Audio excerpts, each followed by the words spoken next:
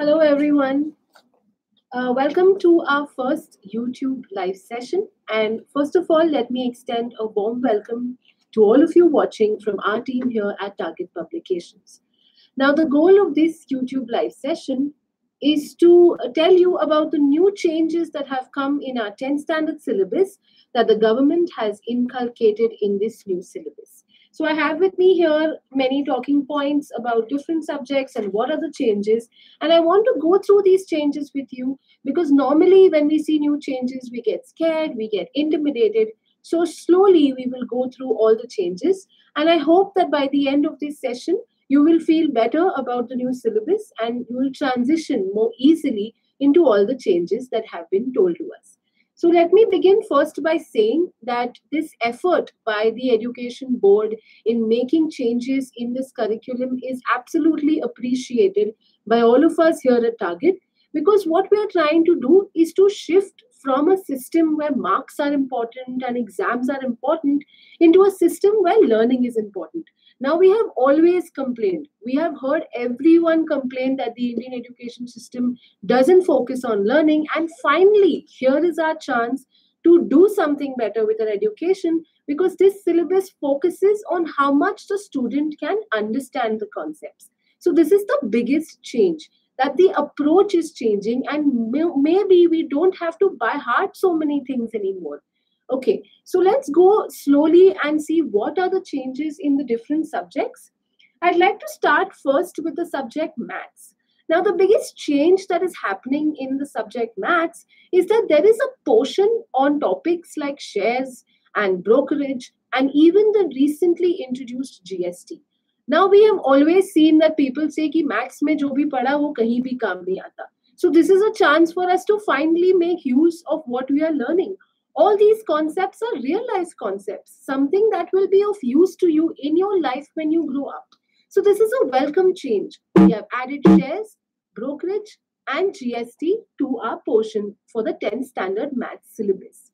Now, other changes that are happening in the maths syllabus is that you have this question in the paper pattern. That is, you have question number 5.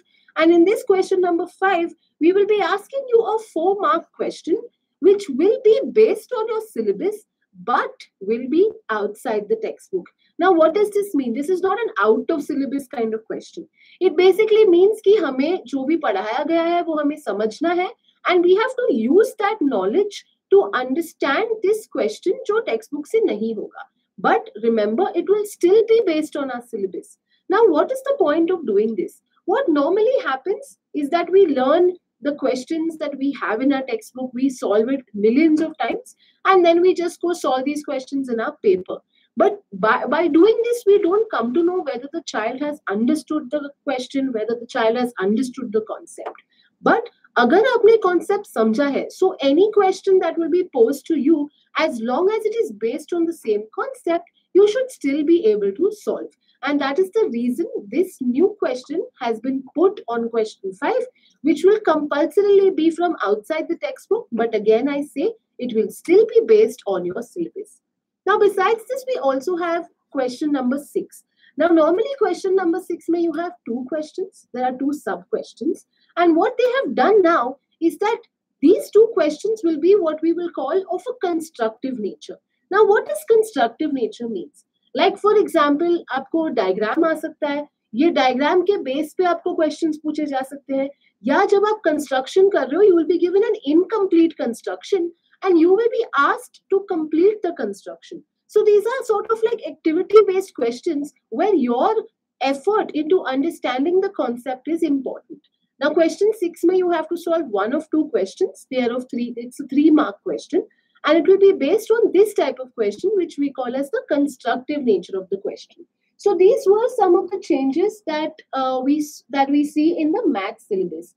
Also now algebra and geometry will be known as maths 1 and maths 2. So these were the changes in maths. Let's move on to some of the changes in science. Now, when it comes to science, the biggest change has been in the restructuring of chapters. They have restructured the chapters. So initially you had 4 chapters, 2 of wonders of light, 1 and 2 of electricity.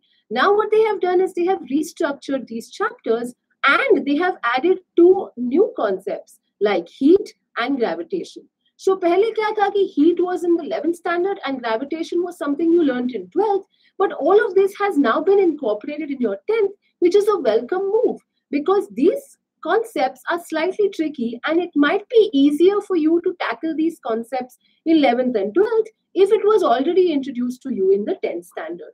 So this is one of the changes that have happened in the science paper.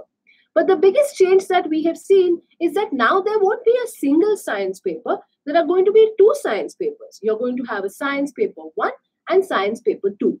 Now, science 1 will have physics, it will have chemistry, and it will also have this newly introduced portion which focuses on the history of space travel.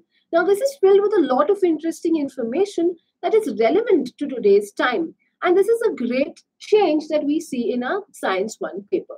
Science 2 is mostly biology, social and environmental health, and this is the breakup of the two science papers. So this was mostly the changes in science, but overall I would like to say that even the type of questions that are going to be asked in science will focus on your understanding. There are also projects that have been mentioned at the end of chapters, basically trying to make sure that you understand the concept rather than just remember what is given in the text. So again, like I've said, we appreciate this change in approach towards maths and science especially.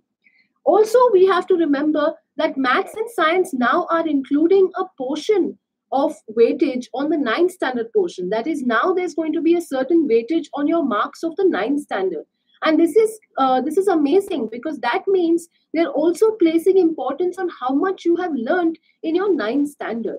And we will come to that again in a moment. I will make a comment on how they are trying to place importance on the previous year's portion. But for now, let me move on from science into the portion for languages. Now, if I move on to languages, there is a shift in focus on how languages are perceived. So till now, what used to happen is that you open a Hindi book or your Marathi book and you just read the lesson and you just read the poem and you answer the same old WH type of questions. Now what they're trying to do is to encourage an interest in the language itself, where you are given a chance to appreciate the beauty and the depth of the language. And they are doing this by focusing on asking you questions based on how much you understood from the story or the poem rather than the same old WH type of questions where did this happen, ye kahan hua, wo kahan hua. So now there is a chance for you to actually appreciate the language and take an interest in the stories that our culture is telling you in Hindi and Marathi, and overall learn better proficiency in a language like English. So specifically speaking, when it comes to Marathi, the main focus has been in focusing on the depth of knowledge when it comes to Marathi.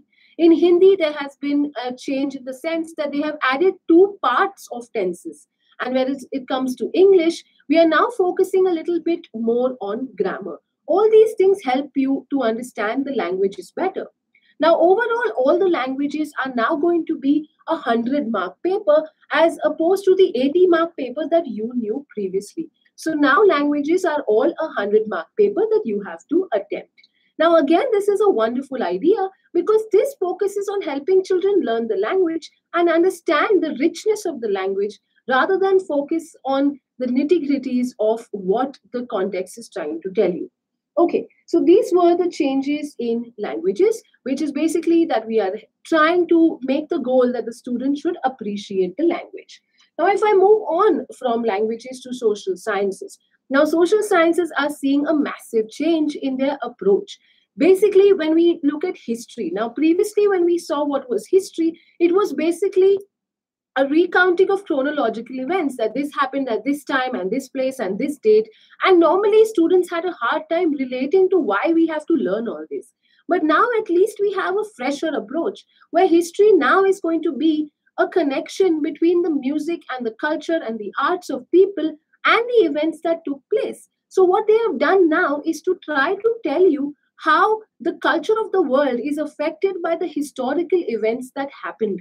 Like, for example, where did a certain type of music come from? Where does a certain type of art originate? And what is the history of these wonderful things that we see in and around us today?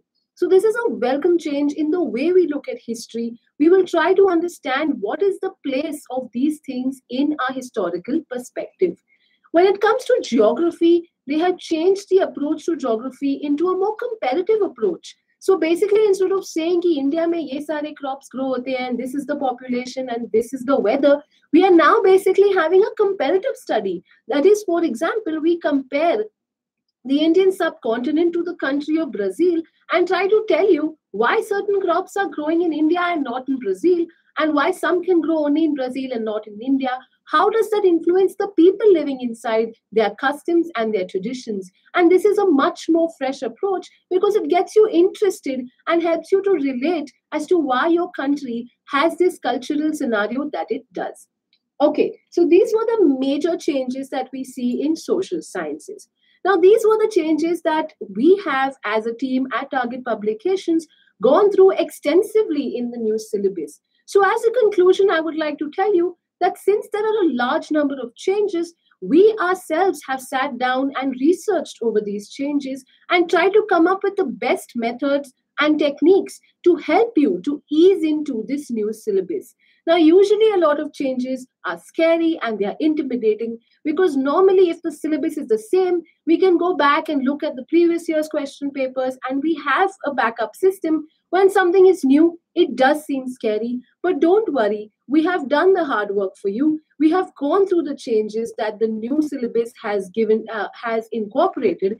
And these changes, let me tell you once again, are amazing. They are shifting towards a practical learning, technology-based education, and we have incorporated these changes in our products. So if you want to jump on the bandwagon that we have already started for you, you can stay in touch with your nearest bookstore who will keep you updated on when our products are to be launched. You can also find the updates on our website, that is www.targetpublications.org, and you can stay in touch with us. Finally, let me say that we really commend the effort given by the government. It's a very welcome change, and we can hope that this really changes the way children learn and grow towards a better India. So thank you for watching this YouTube live session, and best of luck.